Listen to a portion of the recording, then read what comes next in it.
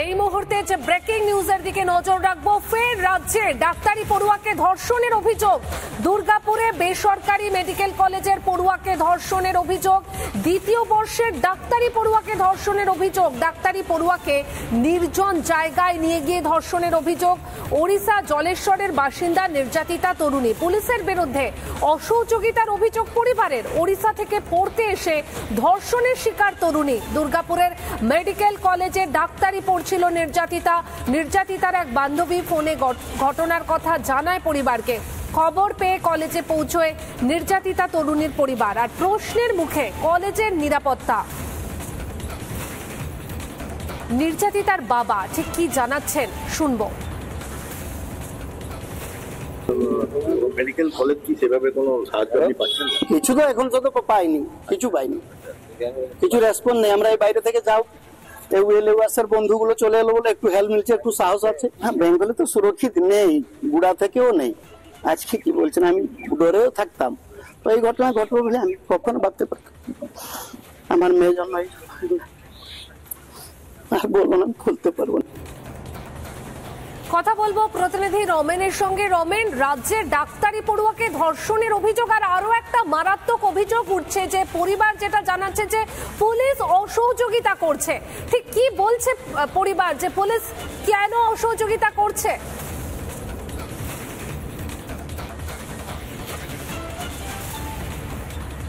দেখো পায়েল, আমি যে ঘটনাস্থল যেখানে ঘটনা ঘটেছে আমি সেখানে দাঁড়িয়ে আছি। এই যে রাস্তা, এই রাস্তা যাচ্ছে দুর্গাপুরের যে বেসরকারি মেডিকেল কলেজের যে ছাত্রী, দ্বিতীয় বর্ষের পড়ুয়া।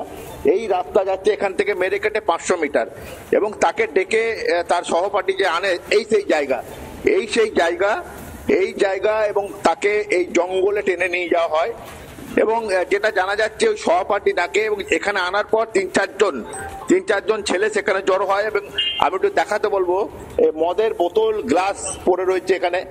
এবং এই সেই জায়গা, এবং এই নির্জন জায়গায় তাকে নিয়ে আসা হয়। এই যে রাস্তা আমি দেখাতে বলবো, এই রাস্তা যাচ্ছে সোজা দুর্গাপুর গভর্নমেন্ট কলেজের দিকে।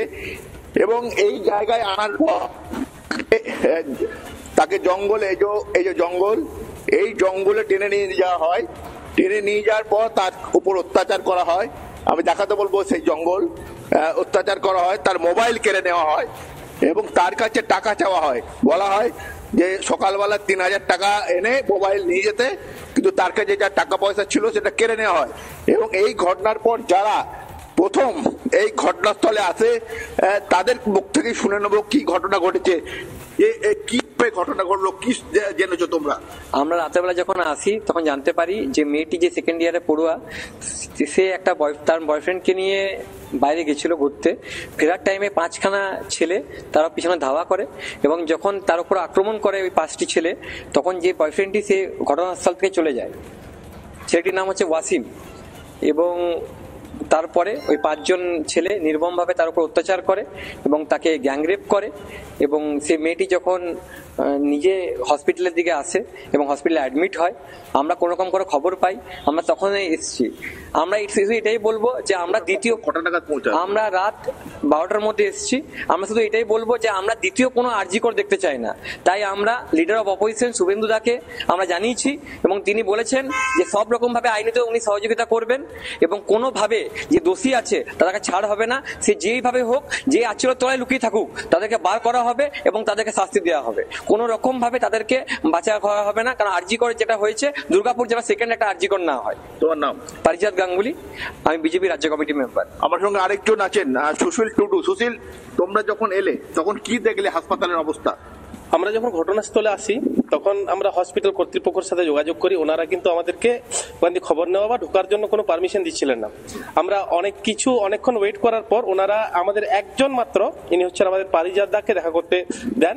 তারপর আমরা মোটামুটি সারা রাত যখন ওখানে থাকি, ভোর নাগাদ ছাত্রীটির মা বাবা যখন এখানে আসেন, তখন ওই টাইমে মোটামুটি 5:30টার সময় দুর্গাপুরের 2টো পিএস থেকে পুলিশ এসে তদন্ত করার শুরু করার প্রক্রিয়া শুরু করেন। কিন্তু আমরা এখানে ঘটনাস্থলে এসে যখন আমরা শুনি ছাত্রীটির মুখ থেকে, যে উনি বলেন যে আমি এখানে লোকাল পিএস কে 100 ডায়াল করে সহযোগিতা চেয়েছিলাম, ওনারা ঘটনাস্থলে এসেছিলেন এবং ওনারা বলেন নাকি এই জায়গাটা আমাদের এরিয়ার মধ্যে পড়ে না, এটা অন্য পিএস। মানে 2 পিএস এর মধ্যে টানাটানি? হ্যাঁ, লাস্ট পুলিশের কি ভূমিকা, পুলিশ কখন এসেছিল? আমরা যখন ঘটনাটা জানতে পারি, আমরা যখন বিভিন্ন জায়গায় যোগাযোগ করতে শুরু করি, তখন 2 PS কিন্তু চলে আসে। তারপর থেকে ওনারা এসছেন, ওনারা নিজেরা একটা ইনভেস্টিগেশন শুরু করেছেন বলছেন। এবার এখন অব্দি যারা অপরাধী তারা ধরা পড়েছে কিনা আমাদের কাছে কিন্তু কোনো খবর নেই।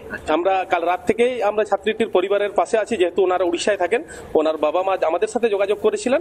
আমরা তাই রাত থেকে এখন অব্দি এখানেই আছি। কতটা লজ্জার আমাদের রাজ্যের পক্ষে এটা? দেখুন, রাজ্যের জন্য প্রচন্ড লজ্জাজনক, কারণ আমরা এখানে এসে ছাত্রীটির বাবা আমাদের কাছে বলছেন যে আমার উড়িষ্যায় হলে এটা অ্যাকশন হয়ে যেত, এখানে কিন্তু আমার এখানকার প্রশাসনের প্রতি কোনো ভরসা নেই। এটা উনি বলছেন। আমাদের যে ঘটনা ঘটছে, নারী নির্যাতনের ঘটনা, ফের রাজ্যে ডাক্তারি পড়ুয়াকে ধর্ষণের অভিযোগ, তুমি সঙ্গে থাকো।